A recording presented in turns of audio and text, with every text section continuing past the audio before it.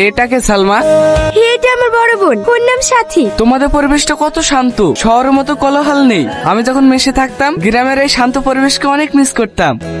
শান্ত, কখনো কখনো এই নীরবতাও খুব শব্দ করে। কি বললো ঠিক বুঝতে পারলাম না। স্যার আপনি পড়ান, বোন একটু অন্যরকম, কারোর সাথে বেশি কথা বলেন না, আর যেটা বলে সেটা সবার মাথার উপর দিয়ে যায়। একাকী থাকা মানুষগুলো গভীরতা অনেক বেশি হয়।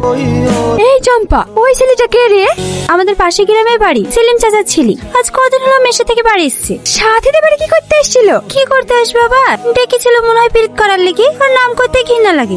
ছোট বাবু, এবার তো বিয়েটা করে ফেললেন নাকি? আর কতদিন কাকা বাবুকে আমার হাতে রান্না খাওয়াবেন? কাকা বাবুর তো মন চাই বৌমার হাতে রান্না খেতে।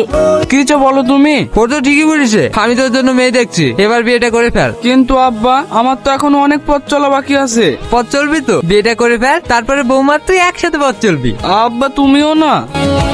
এই মেয়েটার মধ্যে এমন কি রহস্য আছে, সে ওর চোখ দুটো দেখলেই যেন রহস্যে ডুবে যায়। স্যার এই নিন খাতা, কালকে যে কাজগুলো দিয়েছিলে ওগুলো সব হয়ে গেছে। আজ পড়ায় অনেক আগ্রহ মনে হচ্ছে। মা বলেছে মন দিয়ে পড়াশোনা করতে। তোমার বোন অনেক চুপচাপ, তাই না? ও আগে এমনটা ছিল না, একটা ঘটনা ঘটে যাওয়ার পর থেকে ও এমন হয়ে গেছে। কি এমন ঘটনা ঘটেছিল তার সাথে যে তারপর থেকে একটা মানুষ এত নিস্তব্ধ হয়ে গেছে?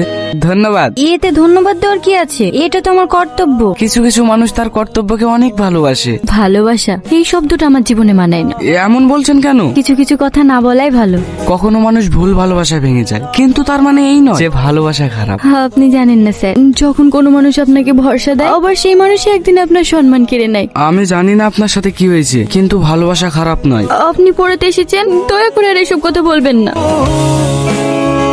রাকেশ, আরে ওরকম করছো কেন? কিরে, বাড়ি থেকে এসে তো একবার দেখা করলি নি? কিরে কি ভাবছি? আজকাল মাথায় শুধু একটাই মুখ ভেসে ওঠে। কার প্রেমে টেমে পড়লি নাকি? হ্যাঁ, আমি যে বাড়িতে টিউশন পড়াই সেই বাড়ির বড় মেয়ে সাথী। ওর মধ্যে এমন কিছু আছে যে মায়াবী, কিন্তু ওর মুখটা কষ্টে ভরা। তুই সামাদা মেয়ের কথা বলছিস? হ্যাঁ, তুই ওকে চিনিস নাকি? শুধু আমি কেন, আমাদের গ্রামে সবাই ওকে চেনে। তুই জানিস নি মনে হয়, 1 বছর আগে ওর একটা ছবি ভাইরাল হয়েছিল একটা ছেলের সাথে। ওরা দুজনকে ভালোবাসতো। পরে ওই ছেলেটার সাথে সাথে খারাপ ব্যবহার করে ছবিটা ছড়িয়ে দেয় ফেসবুকে। গ্রামের লোক যা না তাই বলে ওকে। এইসব থেকে বলছি। ওই ঘটনার পর থেকে সাথে আর কার চোখের দিকেও তাকায় না। এখনো গ্রামে ওর দেখলে ও চরিত্রহীন বলে। এই শব্দটা খুব সহজেই বলে সবাই, কিন্তু কেউ ভাবে না ওর মতো একটা মেয়ে কতটা কষ্টে নিয়ে বেঁচে আছে। তুই কাঁদছি কেন? ওর জন্য তুই কেন তো ভাবছি? কারণ আমি ওকে ভালোবাসি। সালমা, সাথীকে তো দেখছি না, ও কোথায়? কাল রাতে থেকে ওর ভীষণ জ্বর, ঘরে শুয়ে আছে। এত করে বলছি ডাক্তারের কাছে যেতে, কোনো মতেই যাচ্ছে না। আপনি এখানে? কি বললো আসতে? আমি ঠিক আছি। আপনি ঠিক নেই সেটা আমি নিজের চোখে দেখতে পাচ্ছি। আপনি আমার সাথে ডাক্তার বাড়ি চলুন, না হলে জ্বরটা আরো বাড়বে। না, আমি কারোর উপর বোঝা হতে চাই না। বোঝা হবেন কেন? আপনি তো মানুষ, আর মানুষের উপকার করাই তো মানুষের ধর্ম। আপনি যদি নিজের যত্ন না নেন, তাহলে যারা সত্যি আপনাকে ভালোবাসে তাদের কষ্ট হবে। বুবু চল না প্লিজ। আস্তে ডাক্তার বাবু। তুমি খুব ভাগ্যবতী যে এমন একটা মানুষকে পাশে পেয়েছো। বলুন স্যার। স্যার না, আমার নাম রোহন। সাথী, আমি তোমাকে ভালোবাসি, খুব ভালোবাসি।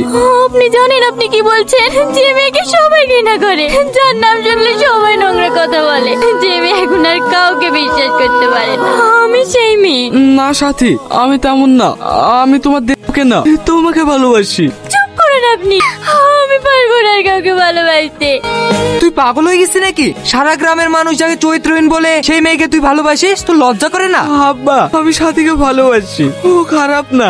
তুমি মারলেও আমি ওকে ভালোবাসবো, না মারলেও ওকে আমি ভালোবাসবো। চুপ কর তুই, তুই আজ থেকে আমার ছেলেটা। রোহন এর সাথে হাত করেছে।